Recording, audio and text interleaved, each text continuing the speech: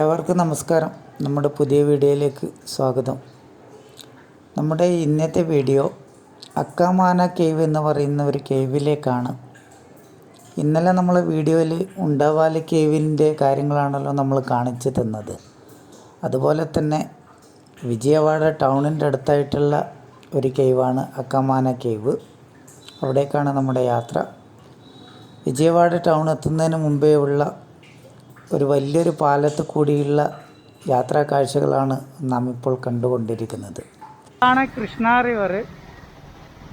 ആ ദൂരെ കാണുന്ന ഒരു തുരുത്താണ് കേട്ടോ, നല്ല അടിപൊളി തുരുത്താണ്. നമ്മളിപ്പോൾ വന്ന വഴിയാണത്. വലിയ നദിയാണ് കൃഷ്ണ. ആന്ധ്രയുടെ വിജയഭാഗത്തുകൂടി ഒഴുകുന്ന ഒരു നദി. വിജയവാഡ എത്തി, ഇനി ഒരു 2-3 കിലോമീറ്ററേ ഉള്ളൂ ഫസ്റ്റ്.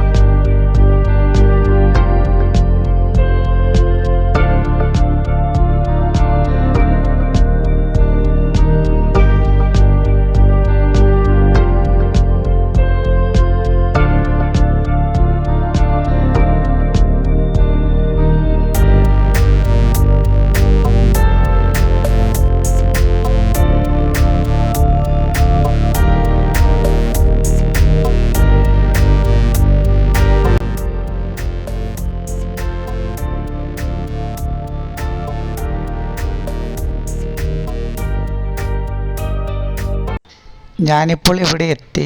ഇവിടെ ടിക്കറ്റ് ചാർജൊന്നുമില്ല. ഇവിടെ ആൾക്കാർ വളരെ കുറവാണ്. ശരിക്കും ഇത് പ്രോപ്പർ ഹൈവേൻ്റെ അടുത്ത് തന്നെയാണ് ഈ ഒരു കേവ് ഉള്ളത്. ഇവിടെ ആരും അധികം വരാറൊന്നുമില്ല. ഇതിൻ്റെ മുകളിൽ വലിയൊരു അമ്പലമുണ്ട്. അവിടത്തേക്ക് ധാരാളം ആൾക്കാർ പോകുന്നത് ഞാൻ കണ്ടിരുന്നു. ഇത് നമ്മുടെ ഉണ്ടാവാലി കേവിൻ്റെ ആ ഒരു സമയത്ത് നിർമ്മിച്ചതായി കരുതപ്പെടുന്ന ഗുഹാക്ഷേത്രങ്ങളാണ്.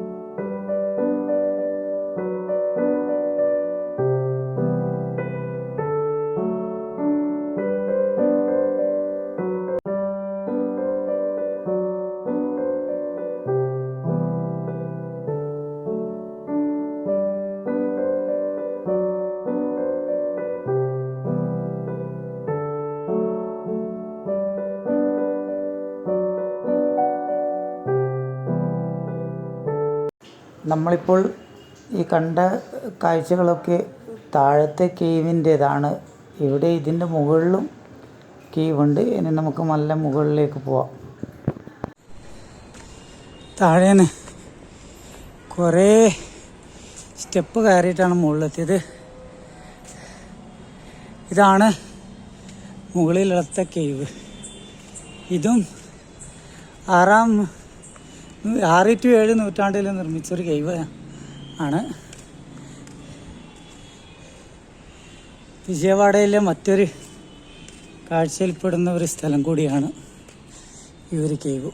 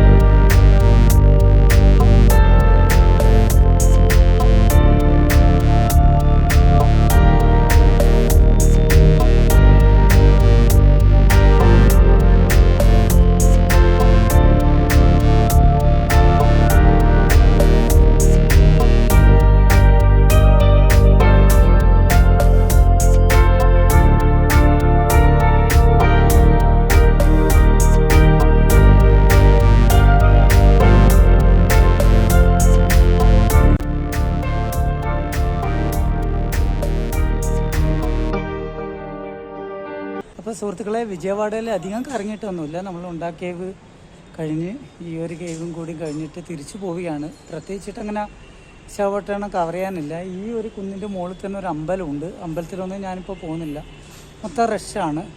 ഇനി ഇവിടുന്ന് വിശാഖപട്ടണം ഡയറക്ഷനിലേക്കാണ് യാത്ര. വിശാഖപട്ടണം എത്തിയതിന് ശേഷം ഇവിടുന്ന് അരക്കുവാലി പോകണം. ഇനി അടുത്ത നമ്മുടെ മെയിൻ സ്ഥലം എന്ന് പറയുന്ന അരക്കുവാലിയാണ്. ഓക്കെ, അപ്പോൾ ശരി, ബായ്.